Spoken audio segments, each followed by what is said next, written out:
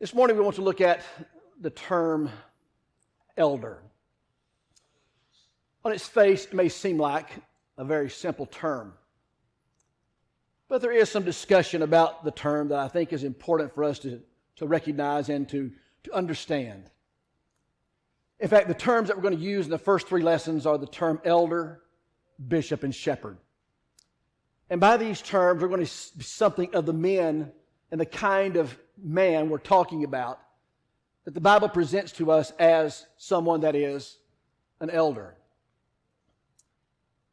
And so when you first think about that term, you think about it from the standpoint of the background of it. In 1 Peter chapter 5 and verse 5, you have this statement, "Likewise, younger people, submit yourselves to your elders. Yes, all of you be submissive one to another and be clothed with humility." Notice in this particular passage something very important. You have a contrast that's here.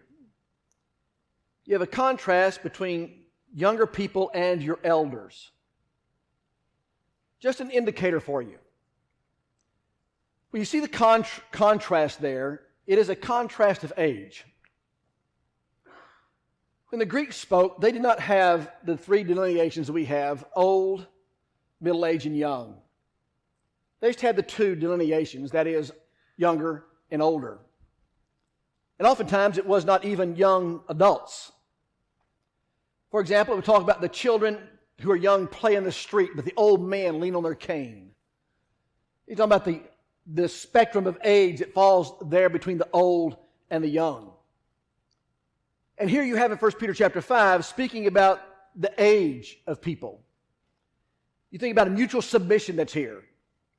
You younger people, submit yourselves to your elders, as all of you be submissive one to another and be clothed with humility. So here he's talking about something that is a clear delineation that has to do with something that is significant relating to age. In the book of Isaiah, you'll have the idea that is expressed with regard to a respect for your elders. And as it's used there, it's talking about younger who are insolent. Younger who are insolent toward those of age. And the term begins to take a different connotation to it, other than just simply relative to age, as much as it is a term of respect and a term of honor. In Hebrews chapter 11 and verse 2, you see something that is very similar to this. Or verse 3 rather, he says, "For by it the elders obtain a good testimony. Understand that the worlds were framed by the word of God, so that the things which were seen were not made of things which are visible." But notice verse 2, he says, For by it the elders obtain a good testimony. Here he's talking about the ancients. He's about the patriarchs. And they're called elders because of their place among the people. But he's talking about the ancients that are there. And he's talking about a term of respect and honor. If you turn to 1 Kings chapter 2. 1 Kings chapter 2. 1 Kings chapter 2 and verse 6. You have the discussion here that goes on with Rehoboam. Solomon has died, and now Rehoboam has taken over. And he begins to look at the things that have to do with the partaking, or the way you're going to order the nation. And so it says, "Now the days of David drew near," verse 1, "that he should die, and he charged Solomon his son, saying, I go away of all the earth. Be strong, therefore, and prove yourself a man. Keep the charge of Lord your God, walk in his ways, keep his statutes, his commandments, his judgments, his testimonies. As it's written in the law of Moses, you may prosper in all that you do, whatever you turn, that the Lord may fulfill his word, which he spoke concerning me, saying, If your sons take heed of their ways to walk before me in the truth, with all their heart, with all their soul, you shall not like a man on the throne of Israel. Moreover, you shall know also whom Joab, the son of Zeruiah, did to me, and what he did to the two commanders of the army of Israel, to Abner, the son of Ner, to Amasa, the son of Jathar, whom he killed, and he shed blood of war in peacetime, and the blood of war, he said, on his belt was around his waist, and on his sandals, and they were on his head. Therefore do according to the wisdom, and do not let his gray hair go down to the grave in peace. The idea of the gray hair is the idea of something that is a term of respect and honor. And again, when you have Solomon or Rehoboam, when he comes on the throne, it says he called the council of the elders and the young men. The council of the elders had to do something more than just simply the fact he called the council of old men. He called the council of elders, those who were men who were understood to have something of respect and honor that was due to their station in life and what they had earned in life with regard to their experiences. Turn to 2 John. To 2 John. And look as it begins in verse 1.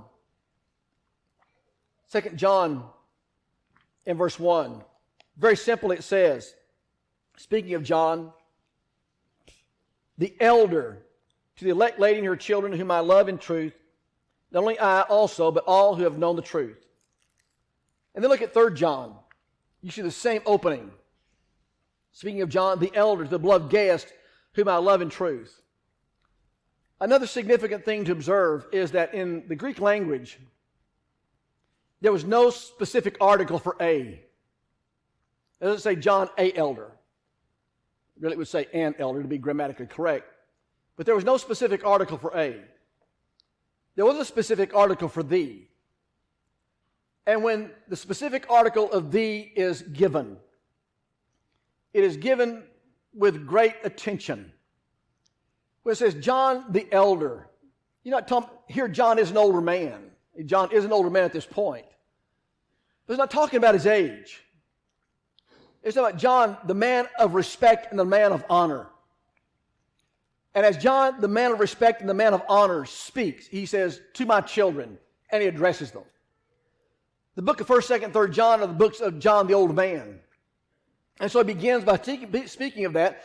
But in speaking of an age-related term, he's calling attention to a man that is worthy of respect and honor, not just simply his age. Many times when you have the word old used in the Bible, or sometimes it's connected with the term elder also, it speaks with regard to the reference or the results of age. For example, you have in the book of Ecclesiastes, he will talk about the man is old and blind, age and results of age, the defects of age, the verities of age that come with age. So here's a man that's old and blind. Here you have a man that's old and his sight is gone. And many times you have the idea of age contrasted with young, that here the young are vibrant and here the old have the discrepancies of age that go with them. And so sometimes when you have that word old or elder being used, it's used with regard to the discrepancies of age or the deficiencies of age that come along and associate themselves with a person who is a person of age. But as the term came along, as the term began to develop, the term took on a significance of something pointed more to than just a number. Just a few sidebars, a few extra biblical pieces of information. Just to kind of give you the range of things. In the Dead Sea Scrolls, there's information contained in the Dead Sea Scrolls that they would have a council or a group of leaders that would meet. It had 3 priests and 3 elders, and they would sit in a position of judgment. And the ages of those who were called the elders was a span of between 25 and 60 years of age. And they were called elders. Obviously, that would not be a term that would be a term that related to age, because in nobody's book is 25 old. But there was something about the respect and honor that went with the person in that spectrum of ages. Furthermore, Kittle in his theological word studies, talking about the word elder, among the pagan gods in the pagan temples, they would have priests that would serve in one order, one time in their life. And the ages are given, and they're called elders who are serving in the temple. The ages are given between 30, 35, and 45.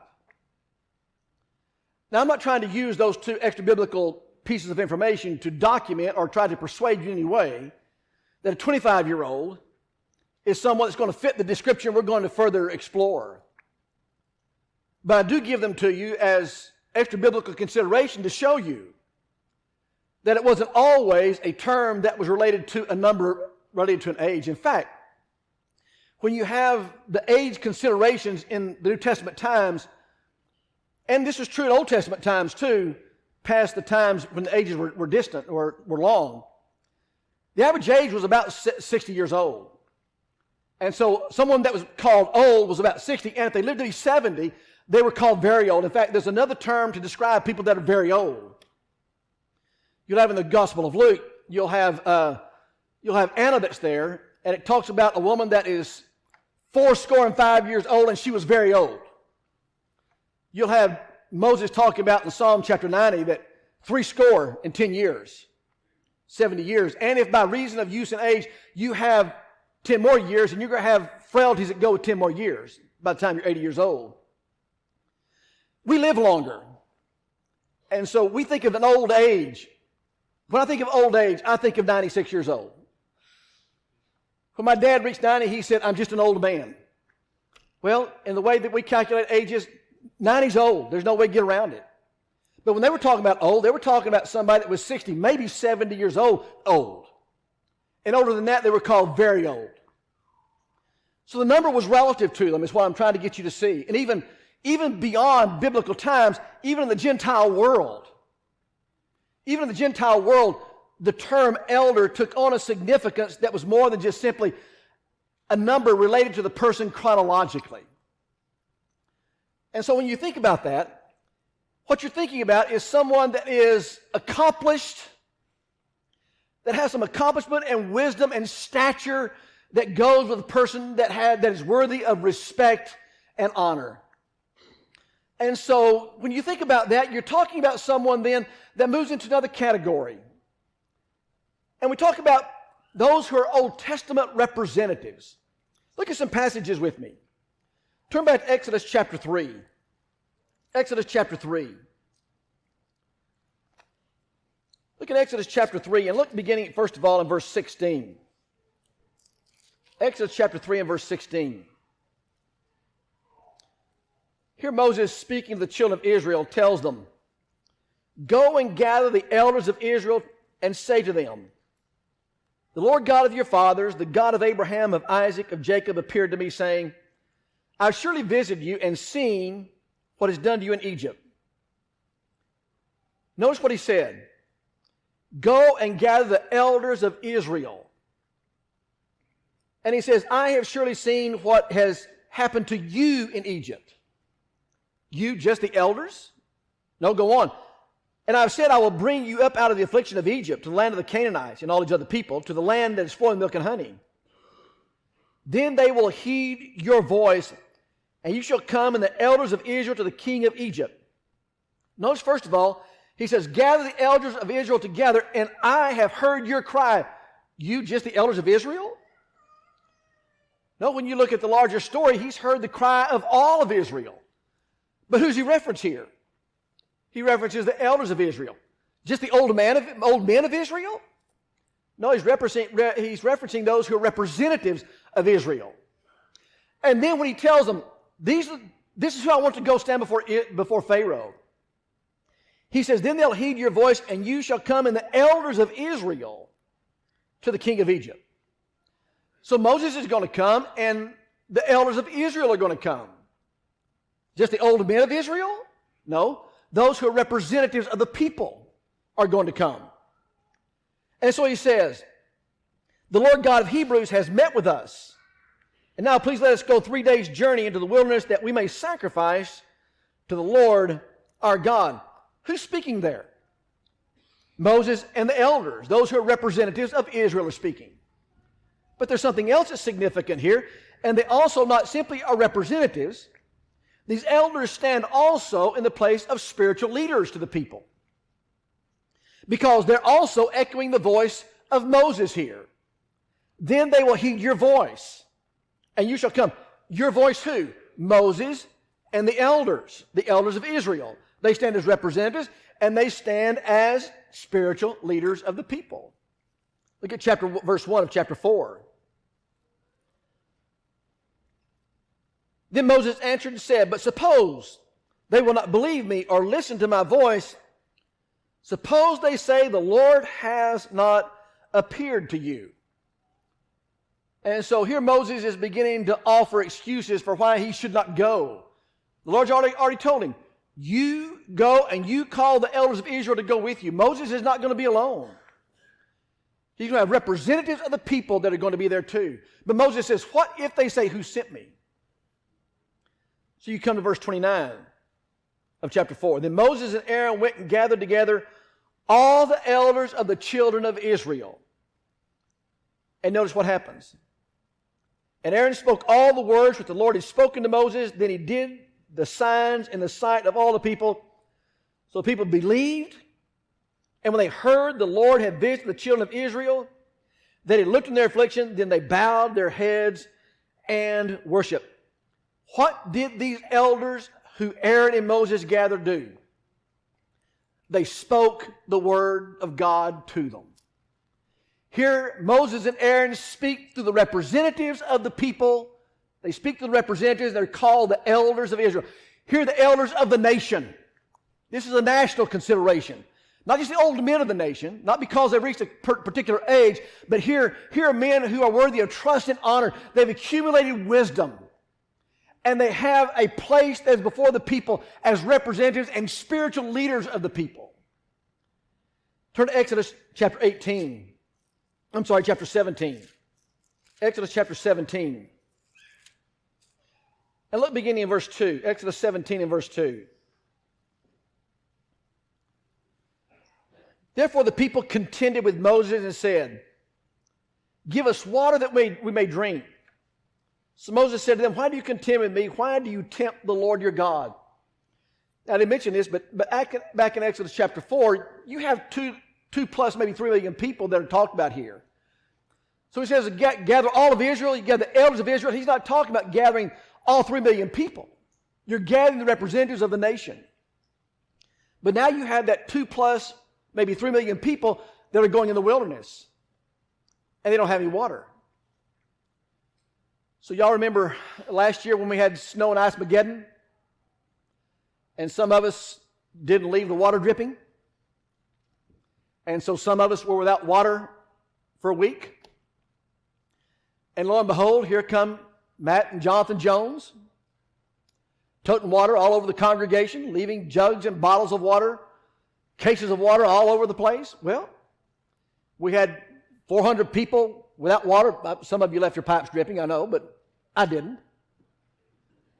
And so Matt and Jonathan come to my house, and you can have a bucket of snow, by the way, and it only makes that much water, I learned.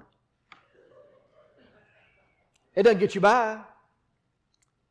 Well, if you're out of water, call Matt and Jonathan. They can bring you water. But not in the desert. And not with 2 plus million people.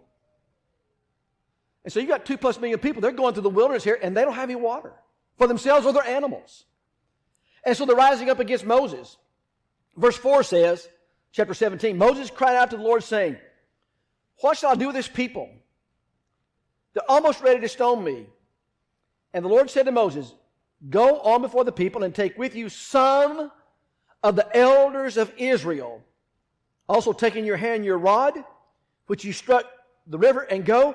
Behold, I stand before you there on the rock in Horeb, and you shall strike the rock, and the water will come out of it, and the people may drink. And Moses did so in the sight of the elders. Go get the elders and go strike the rock. Who saw him strike the rock? The 2 plus million people? No, those who are representatives of the people. So you have the elders here that stand as representatives, and they also stand as spiritual leaders. Now I want you to get the accumulation of evidence here. The term elder does come to us by a term that means old. Vines in his expository dictionary talks about the term from the standpoint of old, but it also talks about, Vines in his dictionary, talks about the term presbyter being one of spiritual maturity. One of spiritual maturity, of trust and honor. And here we see one of trust and honor who is a representative of the people. Here are those who occupy a place more than just simply that of age. Look at Exodus chapter 18 and verse 12. Then the Lord said to Jethro, Moses' father-in-law, he took a burnt offering and offered sacrifices to God.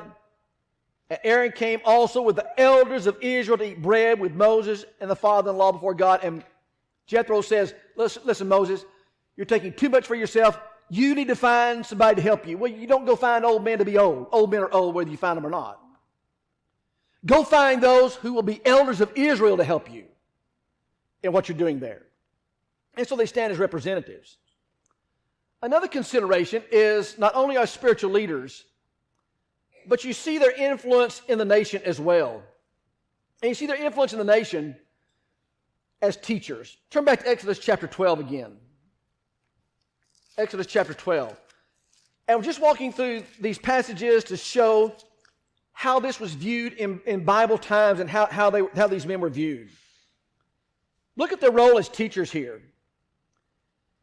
He said, beginning in verse 3, speak to all the congregation of Israel, saying, on the 10th of this month, every man shall take for himself a lamb according to the house of his father, a lamb for a household. Now back up to verse 1. The Lord spoke to Moses and Aaron in the land of Egypt, saying, this month. And then Moses and Aaron speak to all the congregation of Israel, saying, Moses and Aaron, you speak to all the congregation of Israel, saying this. But now look at verse 21 of the same chapter. Look at 21 through 28.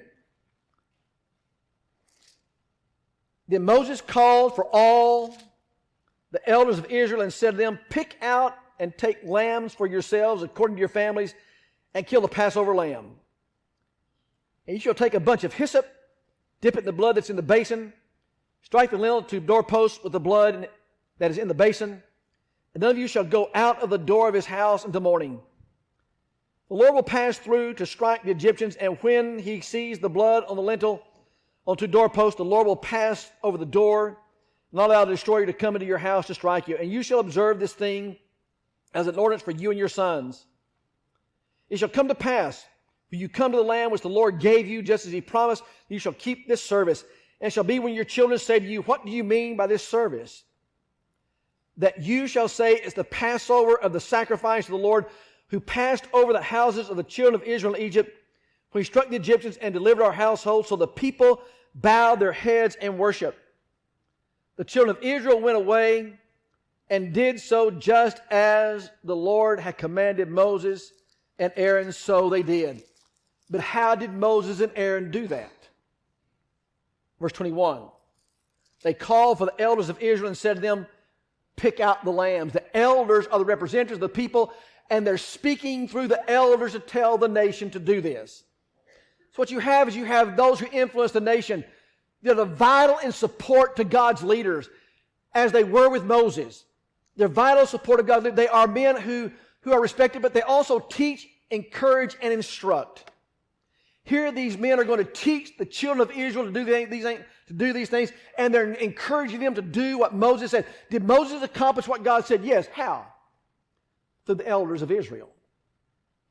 So we see them to be men of influence. We see them to be men of support, men who are leaders, men who are respected. You see them men who teach and encourage. Look at Exodus chapter 19. Exodus chapter 19 and verse 7. So Moses came and called the elders of the people and laid before them all the elders, all these words which the Lord had commanded.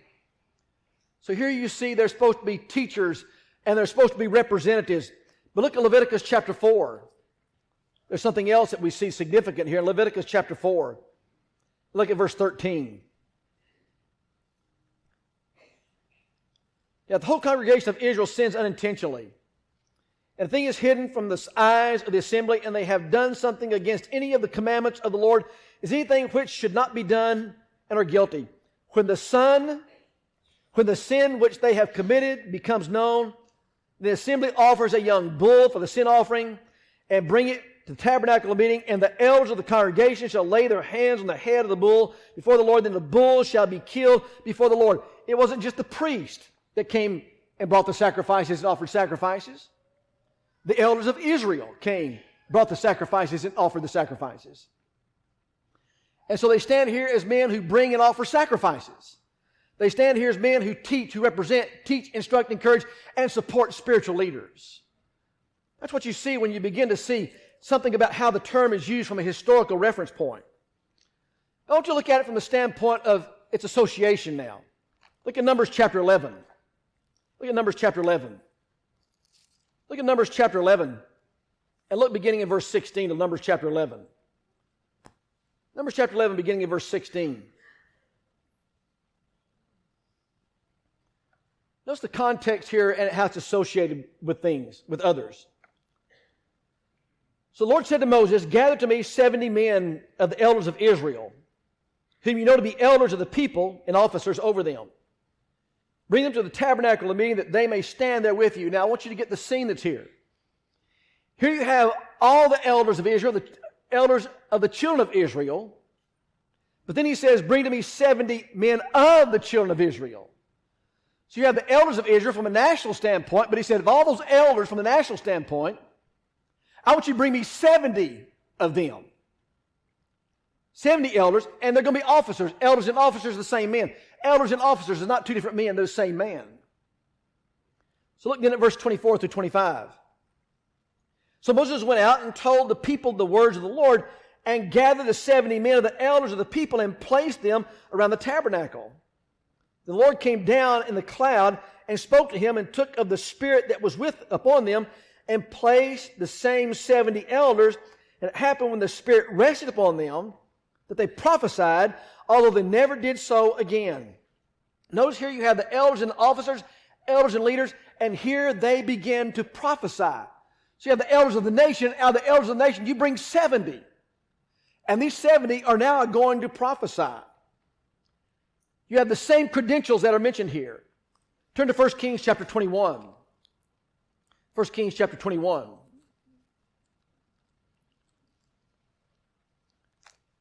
First Kings chapter 21 and verses 1 through 11. Now all the time, do they function in an honorable way? Because in verses 1 through 11 of 1 Kings chapter 21, you have here the story of Naboth. And you recall that Ahab sees his vineyard and wants his vineyard. And he comes home pouting to Jezebel about how Naboth won't sell him his vineyard. And he's got his thumb stuck in his mouth, sucking his thumb while he's talking to Mama Jezebel, and she pats him on the head. I'm enhancing here. This is from the book of Rickie. He's patting him on the head and saying, oh, poor Ahab, bless your sweetheart. Don't worry about it, baby. Bless your sweetheart. I know you want it. You keep sucking your thumb. Mama Jezebel, go get that for you. But notice how it happens. Verse 11. So many of his city, the elders and nobles of the inhabitants of the city, did as Jezebel had sent to them, and it was written in the letters which she had sent to them. Here you have the elders that come and represent, but they failed to protect the innocent, and they failed to render justice. So here you have them as representatives, but they're not representing God. They still stand as representatives. They still stand as leaders. When Jezebel calls for the elders and the nobles, she's not calling for two different kinds. She's talking about the elders who are seen as nobles. And she's not talking about here, call the old men, call those who are of some age, calls those who are seen by all as being noble, but they're not noble. And so you see, they behave in a very miscreant kind of way. Then turn to the book of Ezra. The book of Ezra, just a moment. And turn to Ezra chapter 5. Ezra chapter 5. And look at verses 8 through 10 of Ezra chapter 5. So here you have the decree that Darius is going to come. He's going to send the children of Israel back. They're going to be able to go back and rebuild the city. Let it be known to the king, verse 8, Ezra chapter 5, verse 8.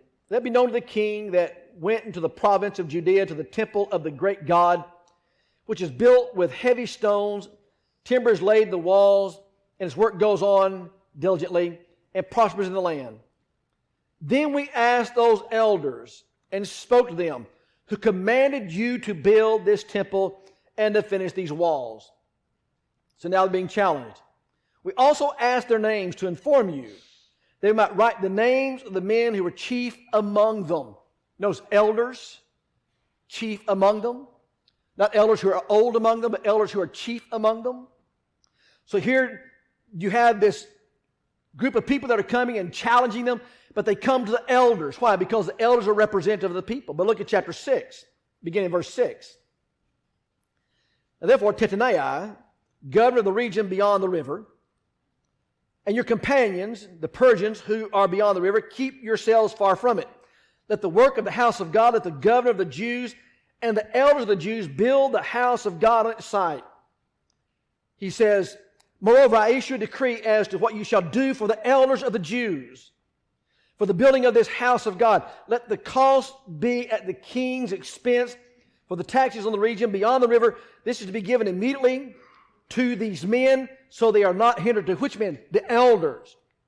And whatever they need, young bulls, rams, lambs for burnt offerings of God of heaven, wheat, salt, wine, oil, according to the request of the priests who are in Jerusalem, let it be given them day by day without, he says, without fail. Verse 14. So the elders of the Jews built and they prospered to the prophesying of Haggai the prophet, Zechariah the son of Iddu, and they built and finished it according to the commandment of the God of Israel, according to the command of Cyrus, Darius Artaxerxes, king of Persia. What do you see? You see here these elders stand as representatives of the people.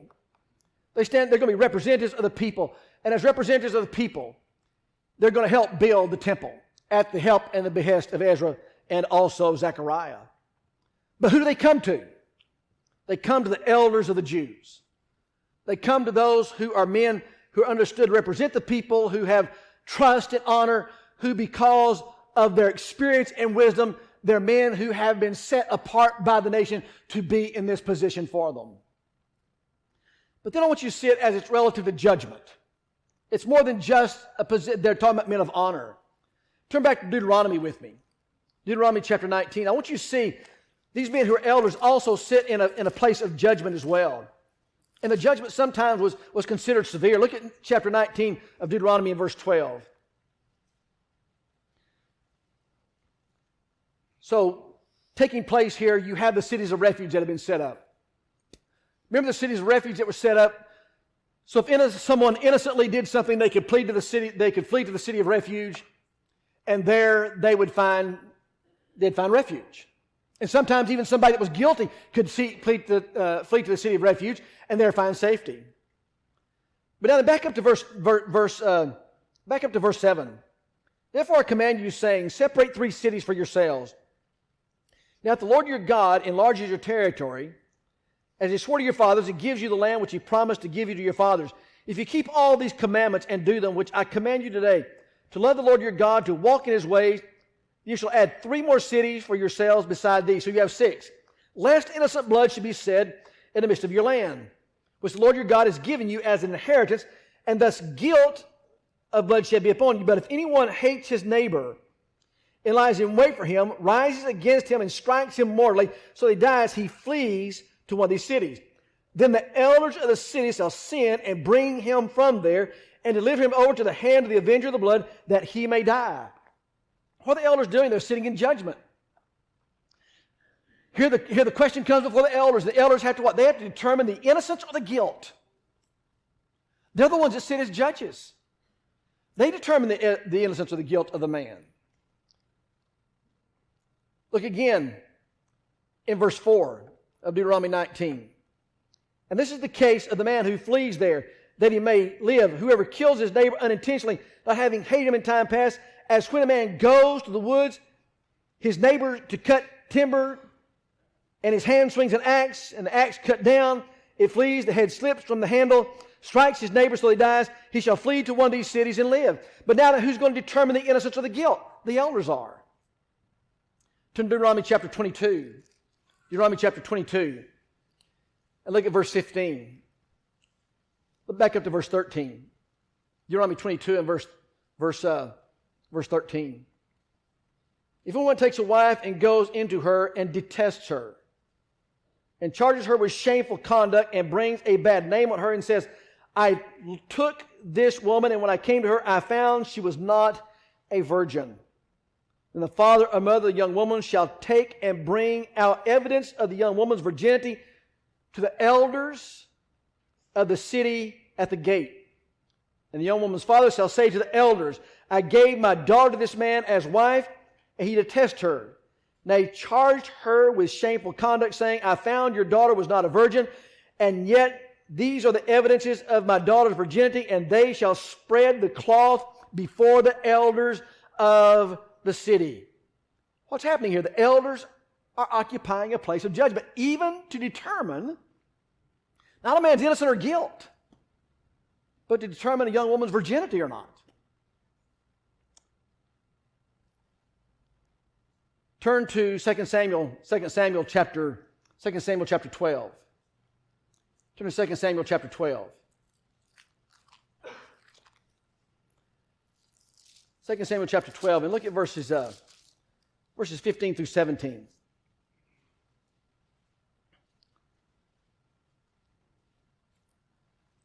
Then Nathan departed to his house, and the Lord struck the child that Uriah's wife bore to David and became ill.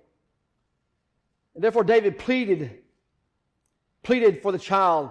David fasted, went in and lay all night on the ground. So the elders of his house arose, went to him to raise him up from the ground, but he would not, nor did he eat food with them. Who came into David? The elders did. The elders of his house. So you have elders of the nation. You have the elders that are called the 70. Now you have the elders of his house. Is he simply talking about the old men of the house came? Those who were of some old age came? No, the elders of his house. Those who understood in the house of David to be noble and leaders. Those who understood in the house of David to be men who could be trusted. Here are men in the house of David that occupied the role as elders of the house. And they come to David. They had to make a judgment about something. David, it's time to get up. And David wouldn't listen to them. So you see, they exercised judgment. Sometimes it was severe. I didn't cover the passage, but I'll just enumerate it for you. Remember when the parents had a child, and the child was of some age, not talking about a 4-year-old here, but the child was some age and the child was rebellious? Who'd the parents bring the child to? They brought him to the elders. And what the elders determined? They determined whether the child lived or died. You see, they sat in a serious place of judgment. That's part of the role they occupy. But then I want you to see it from the standpoint of elders and kings. Turn back to 1 Samuel chapter 15. 1 Samuel chapter 15. 1 Samuel chapter 15. Here you have the story of Saul. And it says in verse 1 of chapter 15.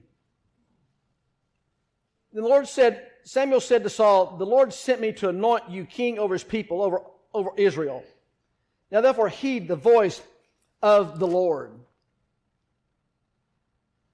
And then you come down to verse 30. Then he said, I have sinned, yet honor me now, please, before the elders of my people and before Israel, and return with me that I may worship the Lord your God. Samuel says to Saul, the Lord sent me to anoint. But now Saul doesn't heed the voice of the Lord. And not heeding the voice of the Lord, he sins. Well, wait a minute. Isn't Saul king? Yes. Doesn't Saul as king have authority over everything? Obviously not. Because in verse 30 he said, I have sinned, yet honor me, please, before the elders of my people. Simply before the old men of his people? Oh, here you're talking about men who had favor among the people. Here are men who had found favor bring them among the men who have found favor and respect among the people. Turn to 2 Samuel chapter 3. 2 Samuel chapter 3. In 2 Samuel chapter 3 and verse 17. Abner's going to appeal for David to be king, but notice who he appeals to, verse 17. Abner had communicated with the elders of Israel, saying, in time past, you were seeking for David to be king over you. See, he's not king yet. Now then do it. Find the Lord has spoken to David, saying, by the hand of my servant David, I will save my people Israel from the hand of the Philistines and the hand of all the enemies. And Abner spoke in the hearing of Benjamin. Then Abner also went to speak in the hearing of David in Hebron, all that seemed good to Israel and the whole house of Benjamin. So Abner and the 20 men with him came to David at Hebron, And David made a feast for Abner and the men who were with him. And Abner said to David, I will rise and go and gather all Israel to my lord the king, that they may make a covenant with you, and that they may reign over all your heart desires. So Abner went away and went in peace. But who does he come to do that? He comes to the elders to do that. Abner comes to the elders of Israel to have David recognized as the king. Turn to 2 Samuel chapter 17. Speaking of David as king, and look at 2 Samuel chapter 17 and verse 15. David is fleeing from the presence of Absalom. And Ahithophel has turned the tables on David. Now he's become the counselor to Absalom. But Absalom also has Hushai. But in chapter 17, verse 15, that Hushai said to Zadok and Abiathar the priest, and to Ahithophel, thus so Ahithophel advised Absalom and the elders of Israel, and thus and so I have advised. But what's the appeal? The appeal is, can David come back and be king? But when David wants to come back and be king, who gets to determine whether David comes back to be king or not? The elders do. Wait a minute, David's king. Can he come back? No. They have to come to the elders first to get permission from the elders for David to come back and be king after he's fled from Absalom. Do you see the position they occupied in the nation? They occupied a position of respect, a position of honor, a position that was representative, a position of wisdom, a position of judgment. They're men who were trusted as spiritual leaders and trusted because they found favor with the people, even with Saul as king and David as king coming back to be king. They had that position. Even over the kings, they occupied that. They even had the ability to pass judgment on people for life or death. They're men who exercise discipline over the people, is the point. But let's change the tack just a moment. Let's look at a few things relative to the New Testament. Turn to Mark chapter 7. Mark chapter 7.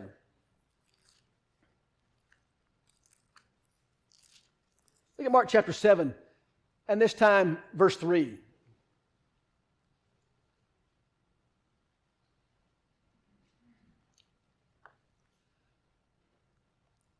For the Pharisees and the Jews do not eat unless they wash their hands in a special way, holding the tradition of the elders. And what that says is, like in the days of Naboth, they're not infallible. Here are the elders that were here, and they're honoring the traditions more than honoring the Word of God. And so as spiritual leaders, they're not leading people to God, they're leading people away from God. Then turn to Acts chapter 21.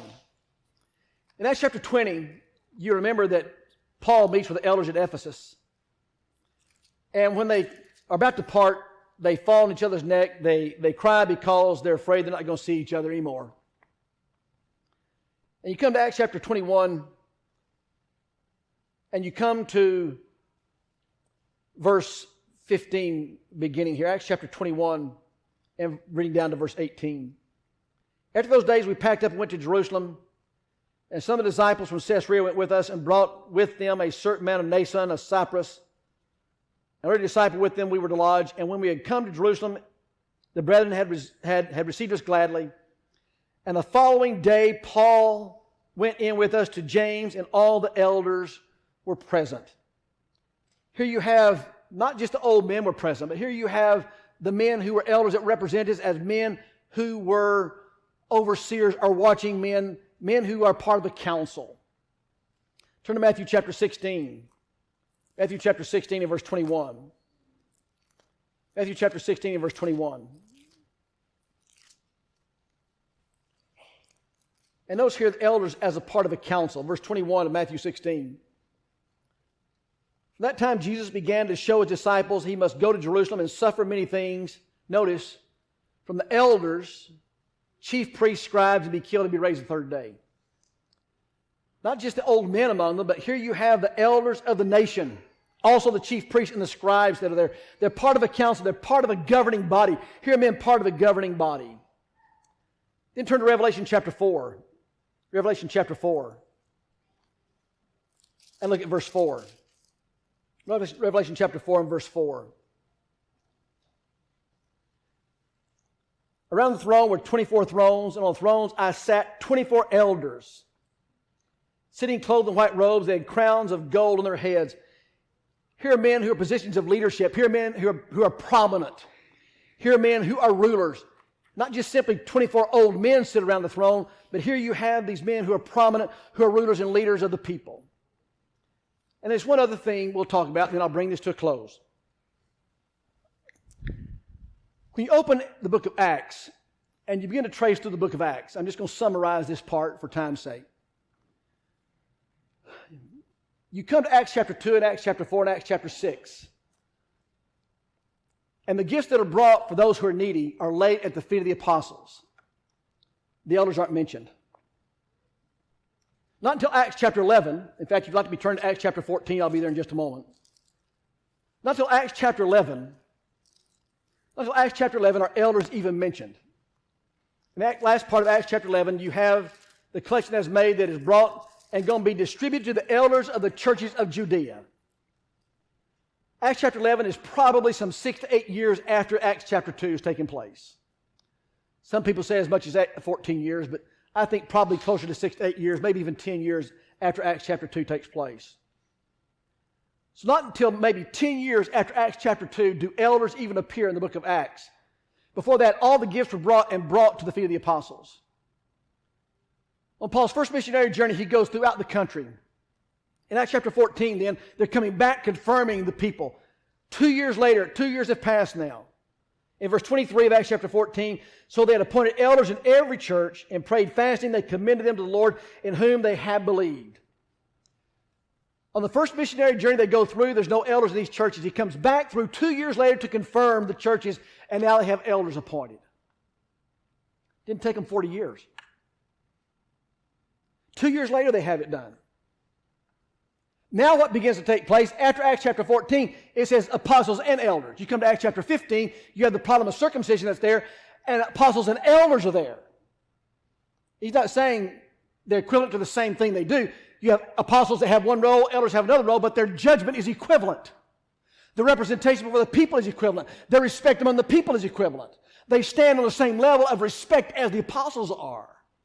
You have now apostles and elders that do that. But notice, they go through and they teach these churches in Acts chapter 14, the first missionary journey, they come back through. 2 years later, they have elders.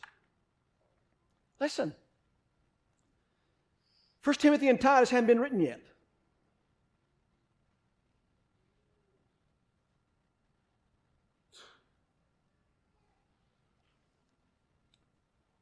How in the world they know how to do it? Because they didn't have 1 Timothy and Titus.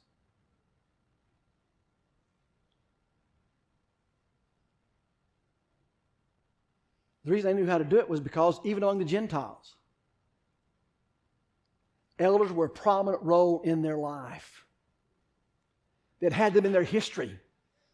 They understood elders of the nation. They understood elders of the city. They understood the elders that were pulled out. They understood the role of elders among the people, and they understood they occupied something more than just a station of age among them. That there was a spiritual maturity. There was respect that was there. There was an honor that was there. They were teachers. They were rulers. They were leaders. They were prominent. They were influential. They were men whose judgment had been proven among the people.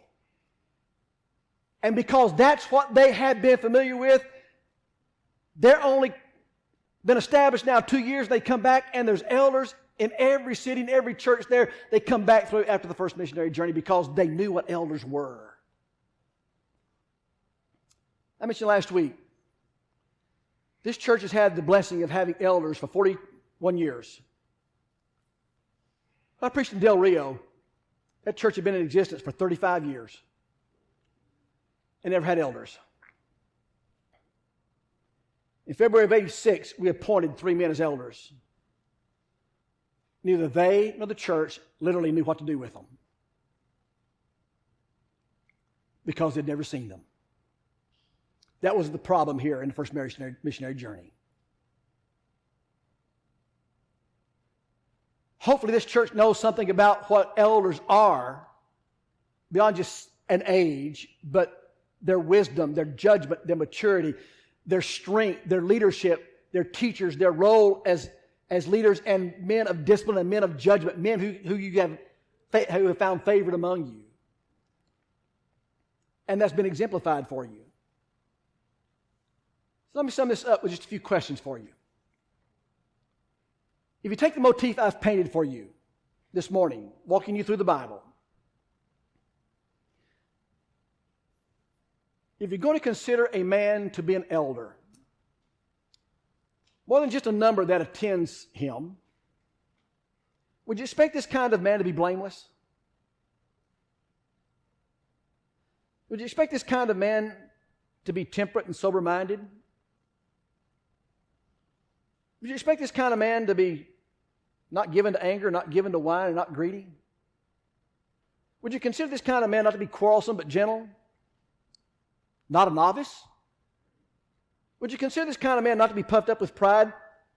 A man that's able to communicate? A man that's even hospitable with people? From his family's point of view, would you expect this man to be a man who had demonstrated loyalty to his wife and even had the respect of his children, and they follow his example? Would it be consistent to expect this man to be a man of good reputation, have the respect of others, and be a man whose authority would be respected? Would we expect this man to be versed in God's word and able to stand up for it and defend it? Would this be the kind of man whose example we would encourage others to follow? And we'll be following because he's demonstrated he's honest and he willingly gives himself for others? Could we find this kind of spiritually mature man?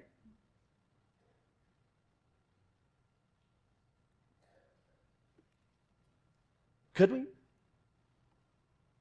Would that be the kind of man that you would think would be representative of a man that would be an elder? Let me ask you something. Is that rocket science? If we walk through the terms and we understand what the term is, and we can see how it's used in the Bible, see how they use it in the Bible, then when this church begins to look out among herself to find someone that will serve as an elder, it's not just a man who has reached some chronology on the calendar. It's someone who has, in the chronology he has, demonstrated wisdom and judgment, maturity, spiritual leadership, spiritual guidance, who's demonstrated judgment that can be trusted, who's found favor and respect of all, whose character is illustrative of someone that is blameless and that the church can turn to stand before them in times of need, to be the voice that leads. That's what you're looking for when you look for a man who's an elder. And that's what you will be challenged to look for at the end of all this. And what I say, with no melodrama intended here, is serious stuff. It's not someone that you like. It's not someone who wins a popularity contest. Yeah, it probably needs to be somebody beyond a 25-year-old and younger than that, but it needs to be someone who's had time to demonstrate themselves. And by virtue of just necessary inference, that's going to take some years on them. But listen, their church is filled with older people who are fools. There's old fools. So because someone's old doesn't mean they're elder material.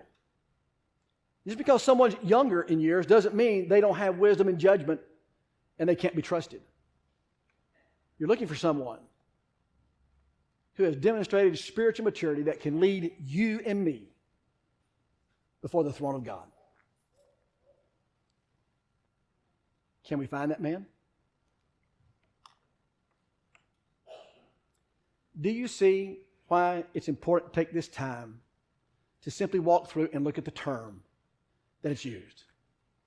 Because it's more than just something superficial. I know this is not a lesson that calls someone to the gospel, but perhaps you have a need in your heart that we can satisfy in some way. I invite you to come while we stand and while we sing. Thank you for connecting with us this morning. We're so thankful that you were able to do that. If you have questions, we'd love to have the opportunity to talk to you. You can contact us at www.thebibleway.com or questions@thebibleway.com. Questions@thebibleway.com. We'd love to have you in person. Come if you can, but thank you for connecting with us.